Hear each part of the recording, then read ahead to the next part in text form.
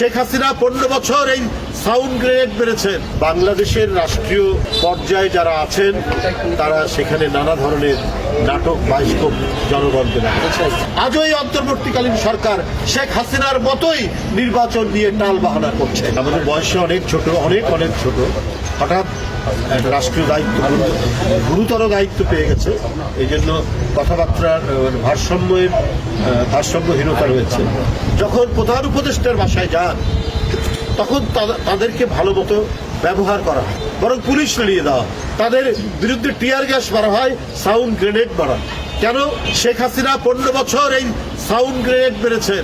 এই ধরনের ভয়ঙ্কর মারণাস্ত্র গণতান্ত্রিক নেতাকর্মী নিরস্ত্র যাদের হাতে একটা ইট নেই তাদেরকে শর্ট গান দিয়ে গুলি করে কারো চোখ অন্ধ করে দিয়েছেন, কারো হাত পা আপনার খোঁড়া করে দিয়েছেন। ওইটার পুনরাবৃত্তি এখনো হবে কেন? কিছু মানুষ সুখে শান্তিতে ক্ষমতার কাছাকাছি থাকবেন, আর আজকে 20,000 নেতাকর্মী যারা আহত এবং প্রায় 1,500-এর মতো যারা জীবন দান করলেন তাদেরকে আপনারা ক্রমাগতভাবে ভুলে যাচ্ছেন। তাদের জন্যই বাজেটে বরাদ্দ কম, আর আপনারা কাদের বাজেট বৃদ্ধি করছেন এটা জনগণ জানতে চায়।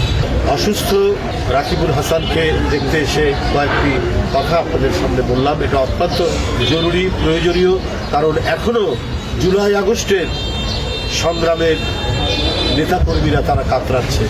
আর আমরা দেখছি যে বাংলাদেশের রাষ্ট্রীয় পর্যায়ে যারা আছেন তারা সেখানে নানা ধরনের নাটক বাস্তব জনগণকে দেখাচ্ছে। জনগণ যদি তাদের যে চাহিদার জন্য, তাদের মুক্তির জন্য সব অর্থে কথা বলা এবং খাদ্য নিরাপত্তা, পেট ভর্তি করা সব মিলিয়ে এই মুক্তি যদি না ঘটে তাহলে অন্তর্বর্তী সরকারকে তারা আর মনে প্রাণে গ্রহণ করবে না। কারণ তাদের উপর অর্পিত যে দায়িত্ব, সেই দায়িত্ব বাদ দিয়ে তারা অন্য কাজে যাচ্ছেন, অন্য কাজ করছেন জনগণের সঙ্গে বিপক্ষে। তারা যদি সত্যি সততার উপর ভিত্তি করে কাজ করতেন তাহলে নির্বাচনের ডেডলাইন দিতে, নির্বাচনের তারিখ ঘোষণা করতে। তারা প্রথমেই জনগণ 15 বছর যেটি বঞ্চিত হয়েছে একটা অবাধ সুষ্ঠু নির্বাচন, ভোট কেন্দ্রে গিয়ে ভোট দিতে, সেই বঞ্চনা থেকে আজও মুক্তি হয়নি। আজও এই অন্তর্বর্তীকালীন সরকার শেখ হাসিনার মতোই নির্বাচন নিয়ে টাল বাহানা করছে। হাসিনার আমলের চাইতে কেন জানি অন্তর্বর্তীকালীন সরকারের অনেক বৈশিষ্ট্য মিলে যায়, এটা জনগণ প্রত্যাশা করে। আমাদের বয়সে অনেক ছোট, অনেক ছোট, হঠাৎ রাষ্ট্রীয় দায়িত্ব, গুরুতর দায়িত্ব পেয়ে গেছে।